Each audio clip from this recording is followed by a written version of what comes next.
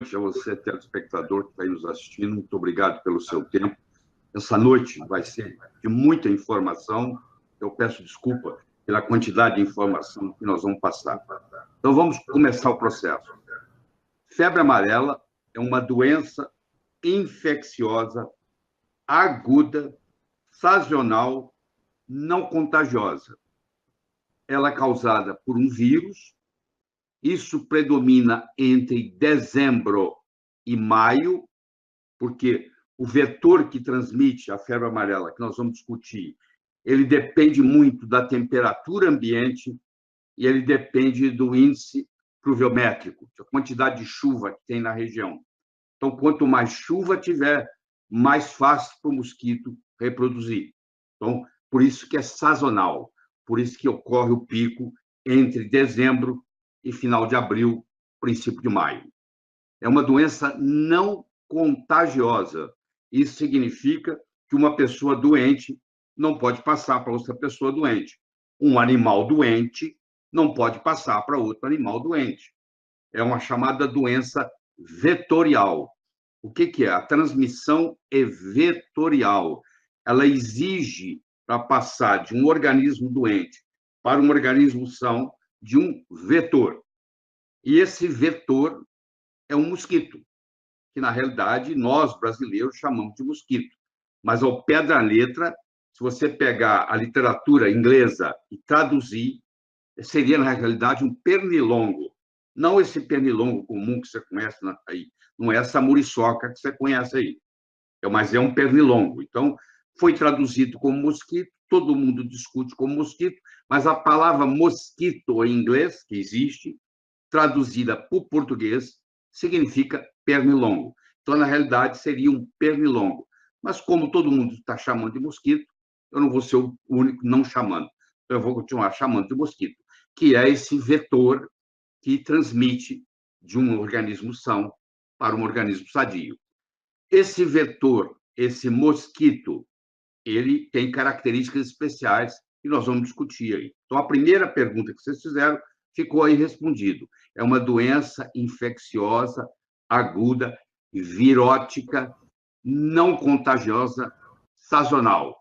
Vai de dezembro até princípio de maio.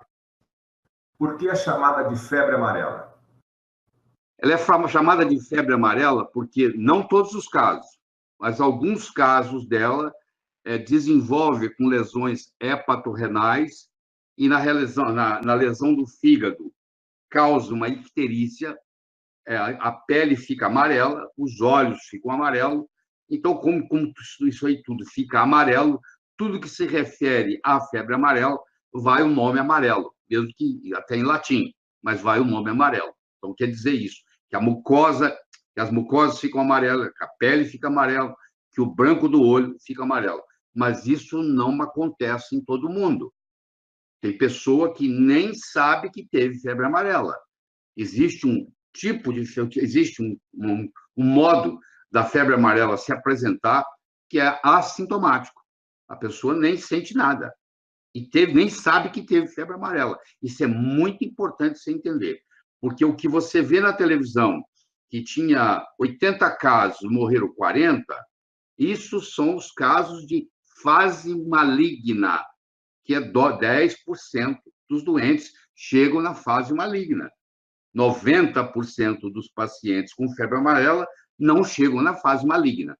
Quando chega na fase maligna, onde você tem vômito com sangue, porque você tem hemorragia, onde você tem insuficiência renal, onde você precisa de transfusão, onde você tem icterícia, aí nesse período, é uma doença extremamente grave que pode levar à letalidade. A taxa de letalidade nessa fase é alta. Ela vai de 30% a 50%. Mas só 5% a 10% chegam nessa fase. Então, quando é apresentado na mídia, tem-se a impressão que a letalidade da febre amarela é em torno de 50%. Não é verdade. A letalidade da febre amarela global, quer dizer, juntando tudo, fica entre 5% e 7,5%. Só que nós não temos uma bola de cristal para dizer quem vai correr tudo bem e tirar de letra, ou quem vai para a fase maligna. Infelizmente, nós não temos isso, não temos essa bola de cristal.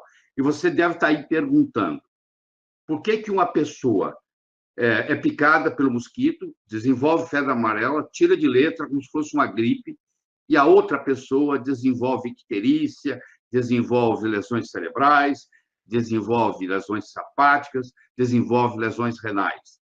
Isso depende de dois fatores. Depende da carga viral que o mosquito deixou na picada, que é a quantidade de vírus que ele deixa, que não é igual para cada picada. Se ele picou um, picou o outro, na quarta picada ele já tem menos, é igual um veneno de cobra. Então, ele não tem a mesma carga viral, isso é importante.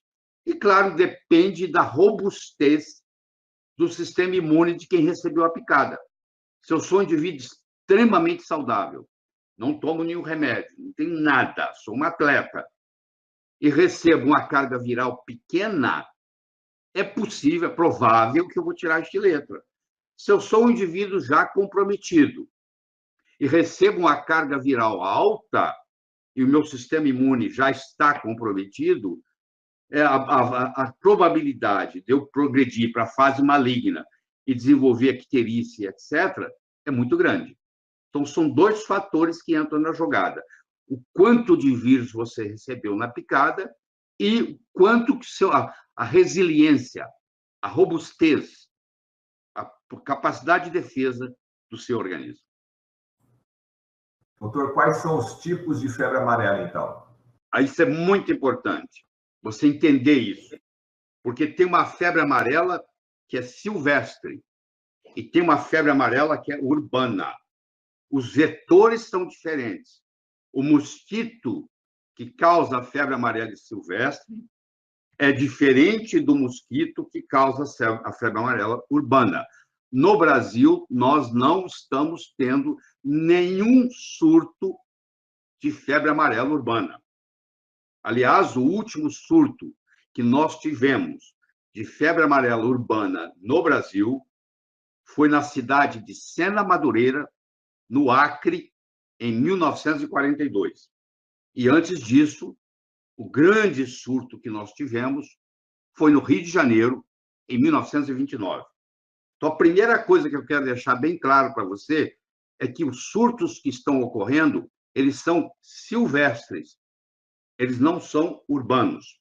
O trabalho que está sendo feito pelas autoridades sanitárias é no sentido de fazer uma prevenção para que essa febre amarela silvestre não se torne uma febre amarela urbana. Isso vai mostrar muito para você. Eu daqui um pouquinho vou poder discutir com você, se não agora, as características do mosquito. O mosquito que transmite a febre amarela silvestre tem duas famílias. Uma é o Haemococcus e o outro é o Sabetes. O Haemococcus tem várias espécies. As que predominam no Brasil, principalmente, são a Leucocelenos, que é uma das espécies, e a outra espécie se chama Giantinomis, que é o mais comum na Amazônia. Então, essas são as duas espécies. E o Sabetes tem também uma espécie que está aqui no Brasil, que é uma espécie que transmite mais ou menos igual ao Haemococcus. Então, nós temos o Haemococcus e temos o Sabetes, que são duas famílias, dois gêneros que transmitem. Vamos pegar o que eles pegaram aqui no Parque do Anhanguera, em São Paulo, que é o Leucocelenos, que é o Haemococcus leucocelenos. Vamos estudar as características dele. Ele tem 0,4 centímetro. Ele tem menos de meio centímetro de ponta a ponta, contando tudo.